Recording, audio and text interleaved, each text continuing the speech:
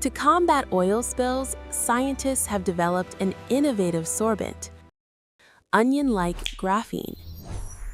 Composed of multi-layered carbon spheres, its unique electronic structure and high porosity enable highly efficient water purification. The material's effectiveness was proven using pyridine. Pyridine is a molecule found in gasoline. It was used as a model pollutant.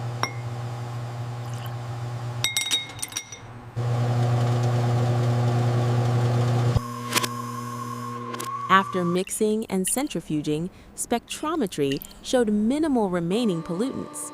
Thanks to its natural hydrophobicity and specific surface area, this graphene absorbs fuels and organic solvents without any additional chemical modification. Like and subscribe to stay updated on future technologies.